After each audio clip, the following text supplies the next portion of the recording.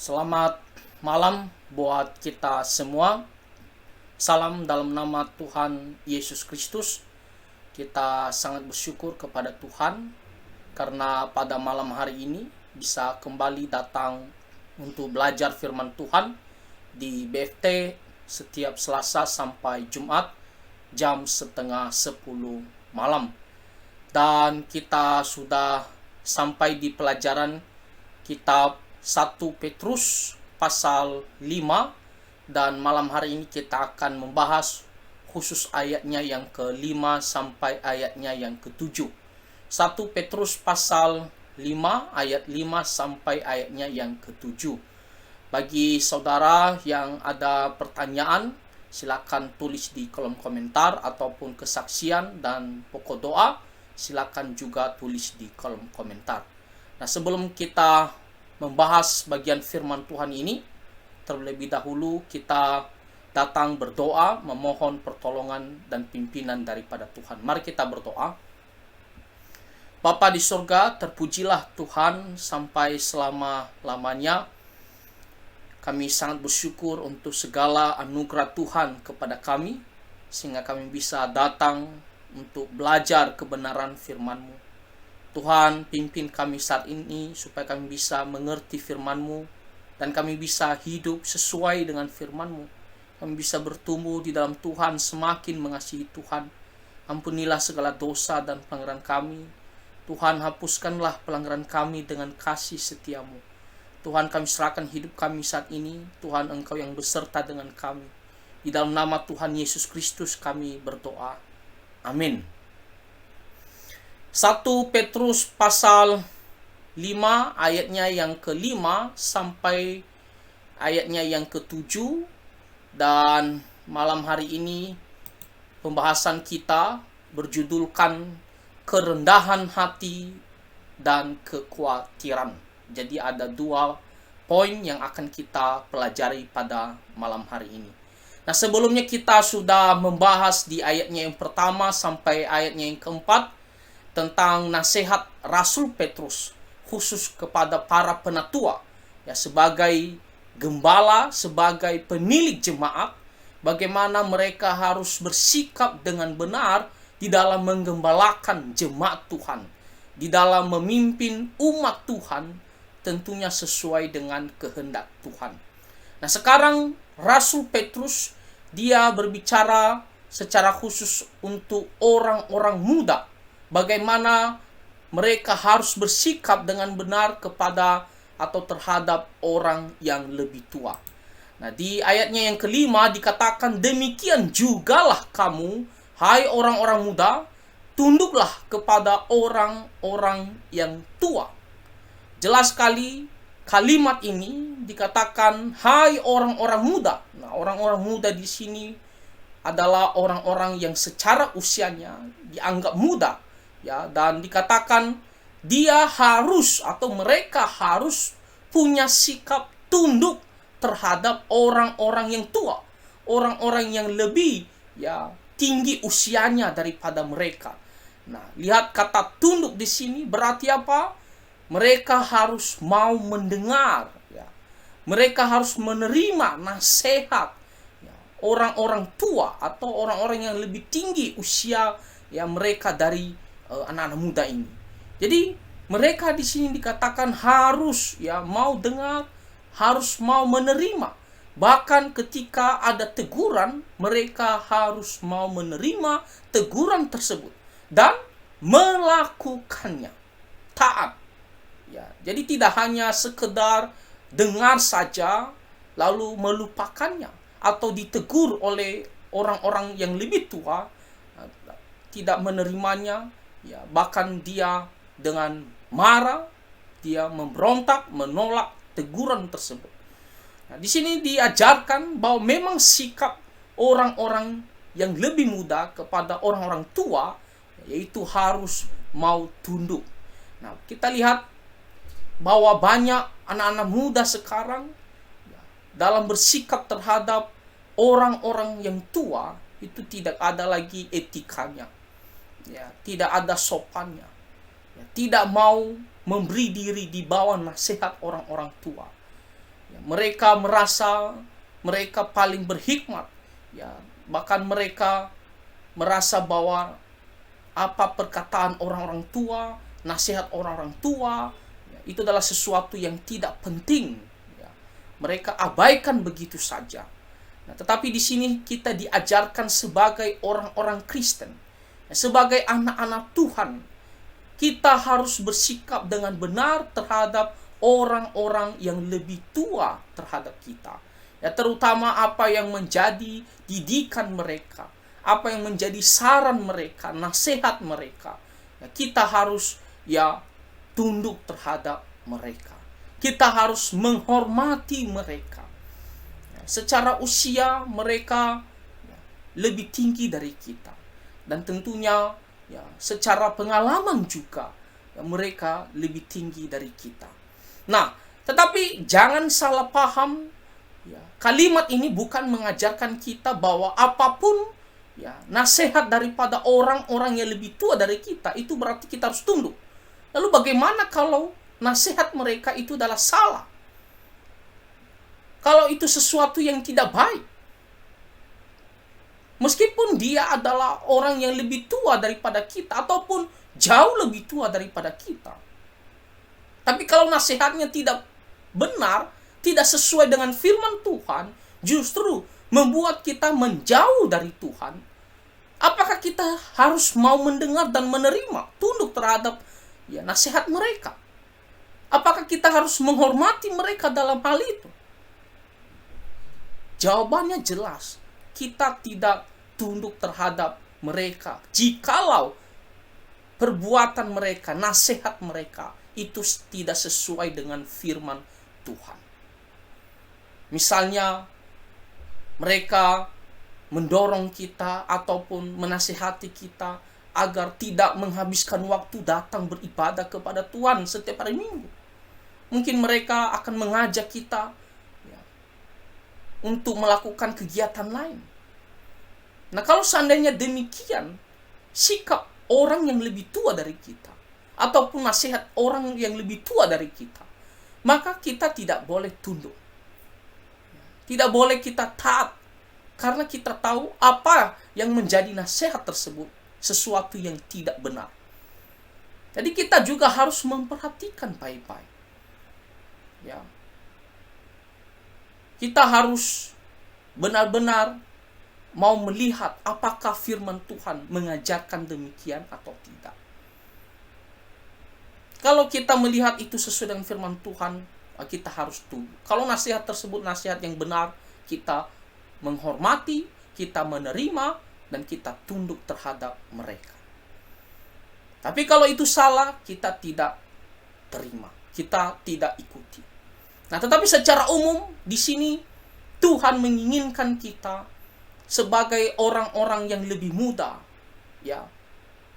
kita harus menghormati orang-orang yang lebih tua. Nah, terlebih kita juga sebagai anak-anak gereja, kita harus menghormati orang-orang yang memimpin di gereja kita. Para penatua misalnya. Karena para penatua otomatis mereka adalah orang-orang yang lebih dewasa, orang-orang yang lebih tua terhadap kita, baik secara umur maupun secara kedewasaan rohani. Karena orang yang diangkat menjadi penatua harusnya adalah orang-orang yang sudah berumur dan juga dewasa di dalam rohani. Nah, jadi sikap kita harus mau dipimpin, mau menghormati dan tunduk terhadap mereka. Nah, inilah nasihat Rasul Petrus kepada orang-orang muda. Sebagai orang Kristen harus memiliki sikap tunduk terhadap orang-orang yang lebih tua terhadap kita. Dan secara umum di sini Rasul Petrus mengatakan dan kamu semua, artinya tidak hanya berbicara kepada orang-orang muda, tetapi seluruh kalangan orang Kristen. Dikatakan rendahkanlah dirimu seorang terhadap yang lain. Rendahkanlah dirimu terhadap satu sama lain. Artinya apa? Kita tidak boleh meninggikan diri ataupun merendahkan orang lain. tapi diri kita sendiri yang kita rendahkan. Ya, kita mengutamakan orang lain, kita menghormati orang lain. Ya. Jangan kita merasa bahwa kita adalah Tuhan dan orang harus tunduk terhadap kita, harus melayani kita, harus menghormati kita, dan kita meninggikan diri di antara saudara-saudara kita, di antara orang lain. Nah, tidak. Di sini dikatakan kita harus saling merendahkan diri. Mengatakan bahwa diri kita ini bukanlah yang utama.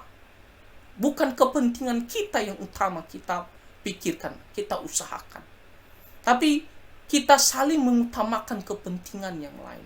Kita mau melayani yang lain. Ya. Kita jangan berpikir kita hanya mau dilayani, tapi kita sendiri memberi diri, merendahkan diri, mau melayani orang lain, mau membantu orang lain. Nah, kalau kita melakukan itu semuanya, masing-masing sebagai orang Kristen ada sikap merendahkan diri satu sama lain, maka itu adalah suatu sikap yang sangat baik di antara kita orang Kristen. Akan tercipta suatu sukacita, suatu kedamaian. Kenapa? Karena masing-masing tidak egois. Kalau kita saling egois, saling meninggikan diri, maka apa yang terjadi? Akan terjadi perpecahan, akan terjadi masalah terhadap satu sama lain. Kalau tidak ada menghormati satu sama lain, maka apa yang terjadi? Akan terjadi suatu perselisihan satu sama lain. Nah, jadi sebagai orang Kristen, mari kita selalu memiliki sikap merendahkan diri satu sama lain. Itu adalah hal yang penting dan ini adalah perintah Tuhan Yesus Kristus kepada kita. Bahkan Tuhan Yesus mengatakan, jikalau ada yang ingin menjadi posisi yang tinggi, maka dia harus menjadi pelayan terlebih dahulu. Dia harus merendahkan diri terlebih dahulu. Makanya di sini dikatakan di kalimat selanjutnya, Allah menentang orang yang congkak, tetapi mengasihani orang yang rendah hati. Orang yang selalu mau meninggikan diri, mengutamakan kepentingan dirinya sendiri, ingin dihormati terus-menerus, maka di sini dikatakan Tuhan menentang mereka. Orang yang sombong, Tuhan benci kepada mereka. Kita melihat banyak sekali contoh-contoh di dalam Alkitab. Orang-orang yang sombong, begitu sombong, akhirnya Tuhan rendahkan mereka. Tuhan benci terhadap kesombongan. Sifat congkak daripada manusia berdosa. Dan itu adalah suatu godaan yang paling besar juga di dalam kehidupan manusia. Karena manusia hanya memikirkan dirinya sendiri. Hanya mau meninggikan dirinya sendiri. Dikatakan di sini, Tuhan menentang. Dia tidak hanya punya perasaan tidak suka. Tetapi di sini jelas sekali ada suatu tindakan daripada Tuhan untuk melawan orang-orang yang congkak. Makanya dikatakan di sini menentang. Kalau dikatakan menentang, bukan hanya sebatas perasaan tidak suka, tetapi juga dia marah, dia akan bertindak untuk melawan orang-orang yang sombong, orang-orang yang congkak. Makanya kita, apapun yang kita miliki, apapun yang kita peroleh, kita jangan sekali-sekali meninggikan diri.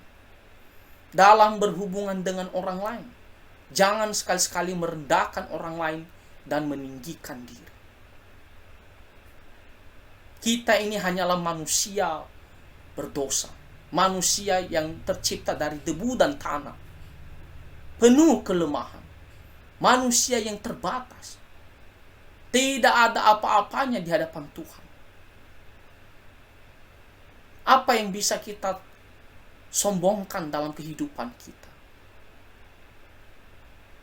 Kita harus tahu bahwa semuanya karena Tuhan. Maka kita jangan pernah congkak ataupun meninggikan diri, baik di hadapan manusia, terlebih-lebih di hadapan Tuhan Allah. Tuhan sangat membenci terhadap orang-orang yang sombong. Kita melihat salah satu contoh di dalam Alkitab, misalnya Firaun. Firaun begitu meninggikan diri dan merasa tidak ada dewa manapun yang bisa mengalahkannya. Akhirnya apa? Tuhan rendahkan Firaun, bahkan Tuhan binasakan Firaun dan pasukannya. Kita melihat juga seperti Nebukadnezar yang begitu meninggikan diri. Lalu apa yang terjadi? Akhirnya Tuhan rendahkan dia. Dia diberikan hati seperti binatang dan tinggal di tengah-tengah binatang di hutan. Direndahkan serendah-rendahnya. Orang yang meninggikan diri dikatakan Tuhan menentang. Tidak hanya Tuhan tidak suka mengungkapkan perasaannya tidak suka, tapi dia juga sekaligus bertindak bagaimana bisa melawan, merendahkan orang yang congkak. Nah, tetapi sebaliknya dikatakan di sini, tetapi mengasihani orang yang rendah hati. Orang yang selalu merasa dirinya bukanlah siapa-siapa. Sekalipun dia memperoleh sesuatu, dia tahu bukan karena kehebatannya, tapi karena Tuhan. Orang yang tidak merasa bahwa dia lebih baik daripada orang lain. Orang yang tidak merasa bahwa dirinya jauh lebih sempurna daripada yang lain. Tetapi dirinya selalu mengatakan, bukanlah siapa-siapa. Dalam berhubungan dengan orang lain, bukan dirinya yang dia tinggikan, tapi bagaimana dia merasa bahwa dirinya juga tidaklah lebih baik daripada orang lain. Mau menghormati orang lain. Di sini dikatakan orang yang rendah hati Tuhan mengasihani.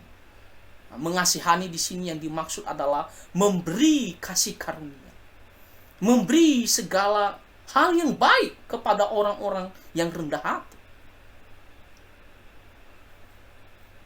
Kalau tadi terhadap orang yang congkak, Tuhan tentang mereka. Nah, tetapi kepada orang-orang yang rendah hati dikatakan Tuhan mengasihani, Tuhan memberi kasih karunia.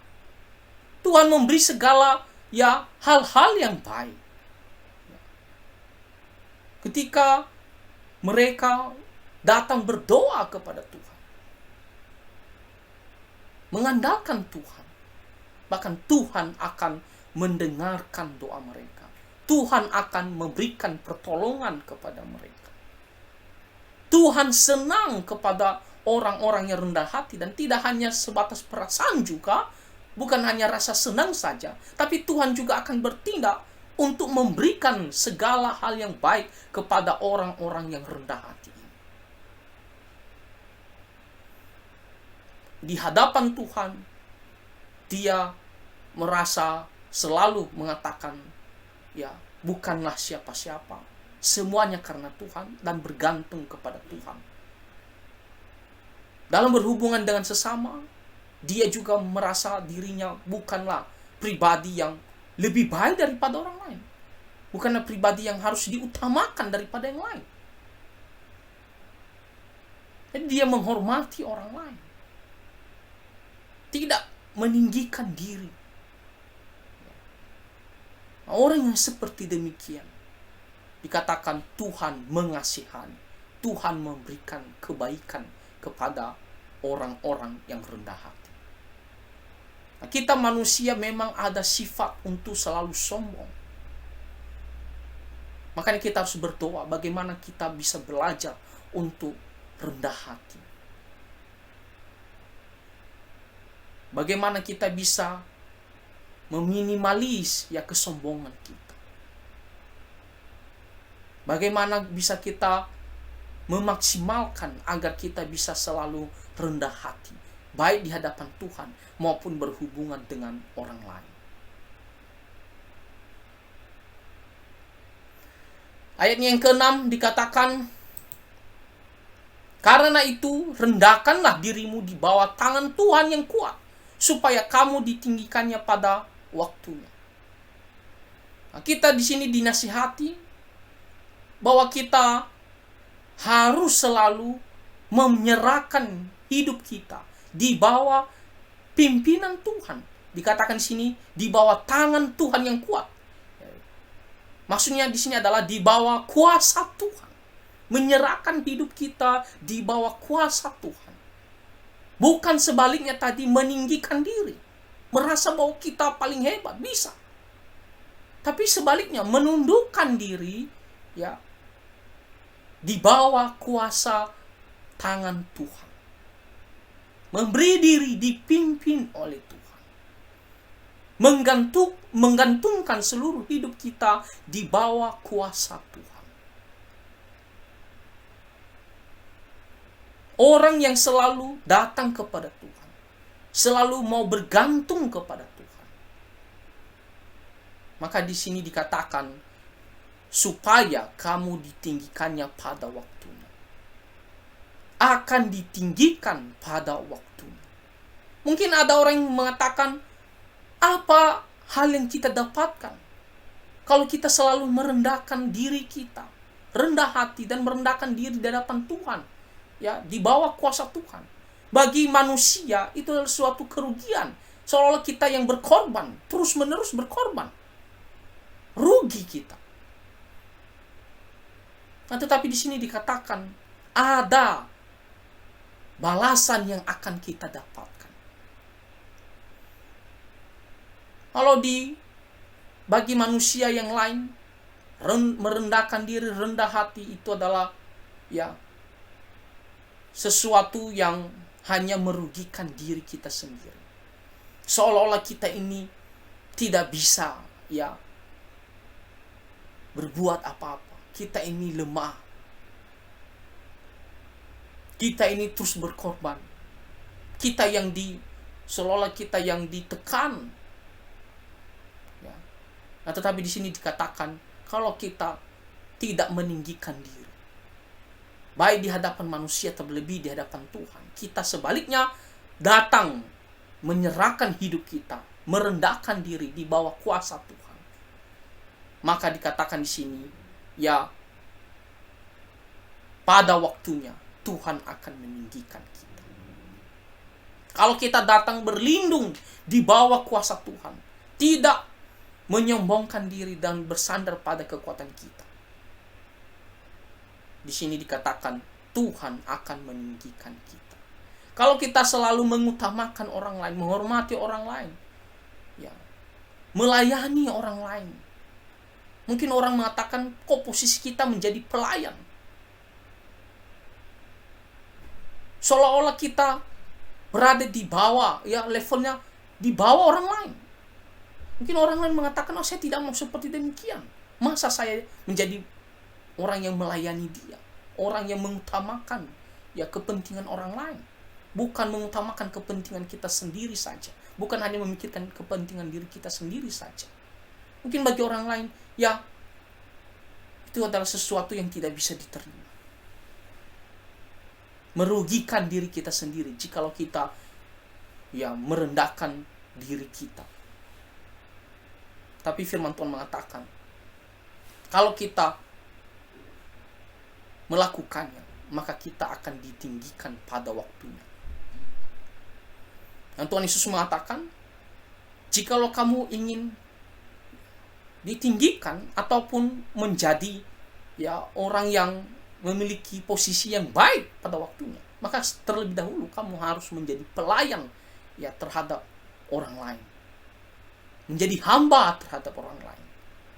Pada waktunya Tuhan akan membalas ya dengan memberikan kita suatu ya sukacita, berkat, dikatakan ditinggikan pada waktunya. Orang yang congkak akan direndahkan. Tapi orang yang rendah hati akan ditinggikan pada waktu. Kenapa? Karena dia selalu bersandar kepada Tuhan. Tidak menyombongkan apa yang dia miliki, tapi dia bersandar kepada Tuhan. Maka di sini dikatakan pada waktunya, akan ada waktunya. Waktunya Tuhan akan ditinggikan. Kita melihat seperti Yusuf. Yusuf adalah salah satu contoh yang dimana dia rendah hati. Bahkan dia merendahkan diri. Namun apa akibatnya? Pada akhirnya dia ditinggikan. Bagaimana Yusuf jadi ditangkap oleh saudara-saudaranya, dibuang ke dalam sumur, lalu dijual menjadi seorang budak. Bagaimana Yusuf bekerja sebagai orang budak, tapi dia pada akhirnya ditinggikan oleh Tuhan Allah. Dia menjadi Perdana Menteri Mesir. Nah, kita tidak usah ambil contoh yang lain. Tuhan Yesus Kristus. Bagaimana Tuhan Yesus Kristus datang ke dalam dunia ini. Dia merendahkan dirinya. Dia dihina. Dia disiksa. Dia datang untuk melayani manusia. Dia bahkan mati di atas kayu salib. Berkorban untuk orang-orang berdosa. Kita semua. Tapi pada akhirnya dia dibangkitkan. Dia naik ke sorga. Dimuliakan. Dia ditinggikan. Duduk di sebelah kanan Allah Bapa. Dan dia memerintah. Jadi kita melihat bagaimana Tuhan Yesus sendiri pun memberikan kita teladan yang sempurna dalam merendahkan diri. Dalam kerendahan hati. Jadi Tuhan Yesus tidak hanya mengatakan barang siapa yang ingin ditinggikan, ya harus menjadi hamba terlebih dahulu. Bukan hanya sebatas perkataan, tetapi Tuhan Yesus benar-benar memberikan kita teladan dalam tindakan. Bagaimana dia merendahkan dirinya. Dan pada akhirnya dia dimuliakan, dia ditinggikan. Nah, jadi ada upah bagi kita yang selalu merendahkan diri kita di hadapan Tuhan, yang selalu rendah hati di hadapan Tuhan dan juga di hadapan manusia. Kita jangan merasa kita rugi dan berkorban. Tuhan mengasihi kita. Tuhan selalu melihat dan Tuhan akan meninggikan kita pada waktunya. Itulah mengenai kerendahan hati, dan mari kita belajar untuk merendahkan hati satu sama lain. Dan ada berkat bagi orang yang selalu merendahkan dirinya di hadapan Tuhan. Kita melihat sekarang ayat yang ke-7. Nah, ini berbicara tentang kekhawatiran. Nah, kalau kita melihat konteks atau latar belakang dari 1 Petrus ini, yaitu mengenai jemaat-jemaat Tuhan yang tersebar di berbagai tempat di luar bangsa Israel. Dan pada saat itu mereka sedang menghadapi penganiayaan, penderitaan, kesusahan karena iman kepada Tuhan Yesus Kristus. Kerajaan Romawi, mereka menindas orang-orang Kristen pada saat itu. Dan tentunya menjadi orang Kristen secara khususnya pada saat itu bukanlah hal gampang, bukanlah hal mudah untuk dijalani.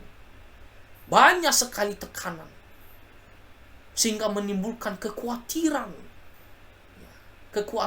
dalam hati setiap orang Kristen pada saat itu. Beban karena tekanan, penderitaan, kesusahan yang dialami pada saat itu. Maka di sini Rasul Petrus menasihati orang-orang Kristen dan tentunya orang-orang Kristen pada saat itu dan tentunya kita semua. Ketika kita memiliki kekhawatiran, dikatakan di sini segala kekhawatiranmu artinya tidak terbatas segala kekhawatiranmu. Tidak terbatas kekhawatiran apa saja, tetapi semua Apakah itu kekhawatiran mengenai keluarga kita, mengenai pertumbuhan anak-anak kita? Apakah itu kekhawatiran mengenai usaha kita, mengenai keuangan kita, atau kekhawatiran mengenai kesehatan kita, kekhawatiran mengenai kerohanian kita? Bermacam-macam kekhawatiran kita. Kita punya kekhawatiran yang berbeda-beda, dan tentunya tingkat yang berbeda-beda. Selama kita hidup di dunia ini, tidak akan pernah lepas yang namanya dari kekhawatiran. Nah, tetapi apapun kekhawatiran kita, di sini firman Tuhan menolong kita. Apa yang harus kita lakukan? Karena kekhawatiran itu membuat kita sering tidak tahu apa yang harus kita lakukan. Sering membuat kita panik. Bahkan kita bisa putus asa. Kita seolah-olah menyerah, berserah. Ya sudahlah, saya tidak sanggup lagi. Karena begitu kita takuti apa yang akan terjadi, kita menjadi putus asa. Kita tidak tahu apa lagi yang kita lakukan. Kita pikir tidak ada harapan. Terjadilah apa yang terjadi. Bahkan ada yang mungkin stres. Nah, tetapi di sini firman Tuhan sebagai anak-anak Tuhan menolong kita. Apa yang harus kita lakukan sehingga kita memiliki suatu harapan. Kita tidak usah terlalu menakuti, kita tidak usah terlalu takut terhadap apa yang kita takuti, mengenai kekhawatiran kita. Apa yang harus kita lakukan? Nah, Tuhan menolong kita melalui firman-Nya. Dikatakan di sini, serahkanlah segala kekhawatiranmu, serahkanlah. Serahkan maksudnya apa? Artinya apa? Letakkanlah. Berikanlah. Taruhlah seluruh hidup kita dan kekhawatiran kita kepada Tuhan. Apapun yang ada menjadi beban kita, apakah itu keuangan kita, apa itu kesehatan kita, keluarga kita, studi kita, usaha kita, kita mungkin jadi takut. Kita menjadi tawar hati. Nah, tetapi ingat, kita punya Tuhan. Tuhan yang maha kuasa. Tuhan yang selalu hidup dan selalu setia ada bersama dengan kita. Dan Dia sanggup menolong kita. Karena Dia adalah Allah maha kuasa dan Dia adalah Bapa kita. Kita adalah anak-anak-Nya. Kita harus selalu ingat bahwa kita punya Tuhan. Kita punya juru selamat. Maka yang harus kita lakukan adalah menyerahkan. Apakah kita datang menyerahkan segala kekhawatiran kita itu? Seluruh hidup kita dan kekhawatiran kita itu kepada Tuhan Allah. Kita taruh kepada Tuhan Allah.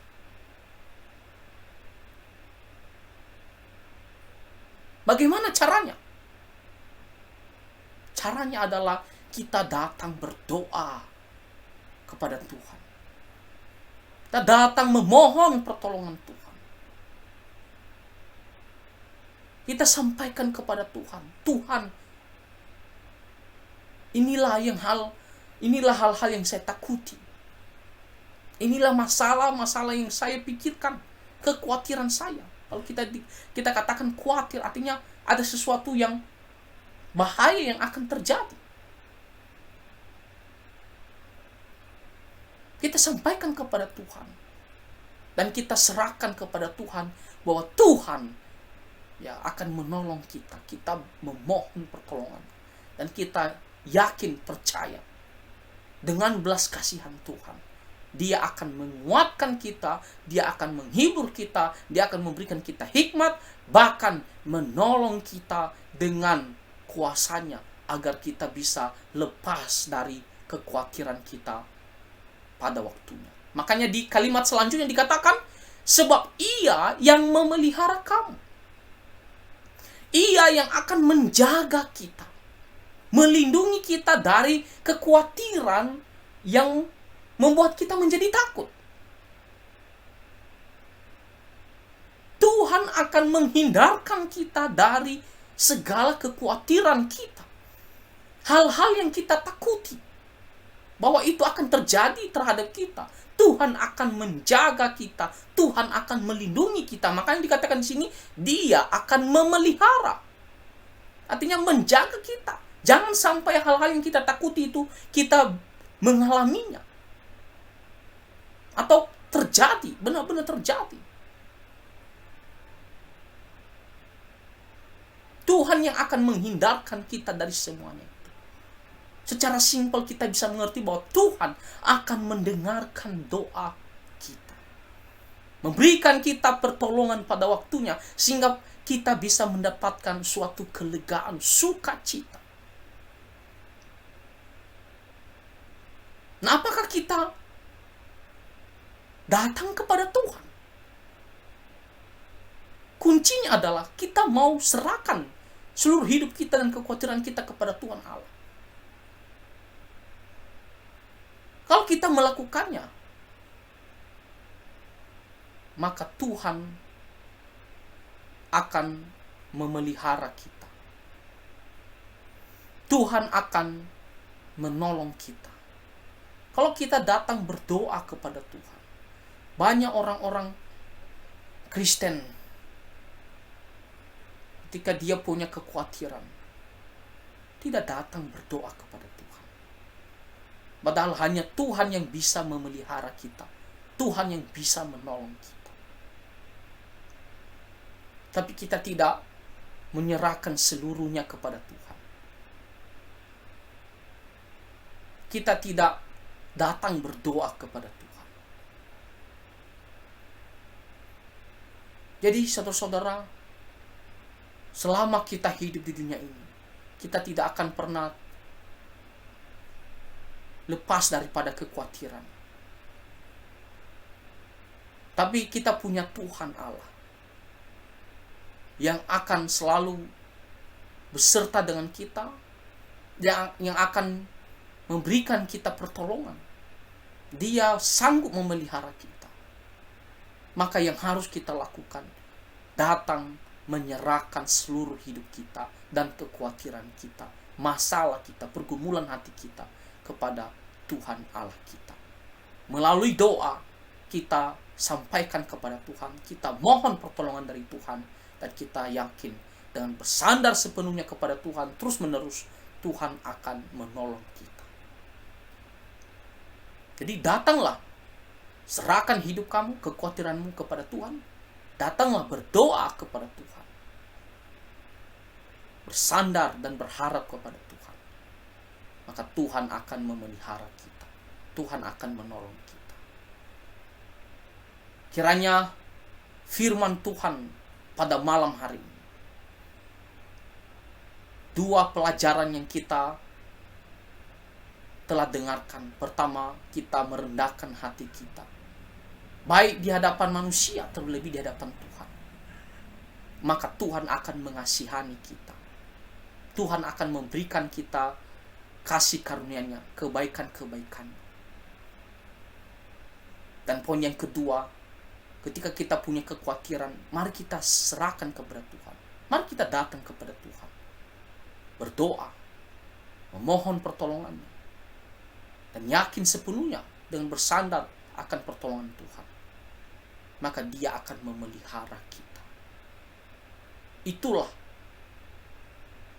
cara satu-satunya agar kita mendapatkan pertolongan daripada Tuhan, terhindar dari kekhawatiran kita yang kita takuti. Kiranya firman Tuhan ini bisa menjadi berkat bagi kita dalam menjalani kehidupan kita sehari-hari, dan kita bisa semakin bertumbuh di dalam Tuhan. Nah, Tuhan Yesus memberkati kita semua. Mari kita bersatu di dalam doa. Bapa di sorga, kami sangat bersyukur ya Tuhan, karena pada malam hari ini kami kembali diajarkan tentang kerendahan hati dan juga mengenai kekhawatiran kami. Tuhan tolong kami supaya kami bisa selalu datang menyerahkan hidup kami ke dalam tangan Tuhan. Kami selalu mau hidup takut akan Tuhan. Dan di dalam pergumulan kami selalu mau bersandar dan berharap kepada Engkau. Dengarkanlah doa kami. Dalam nama Tuhan Yesus Kristus kami berdoa. Amin. Oke, itu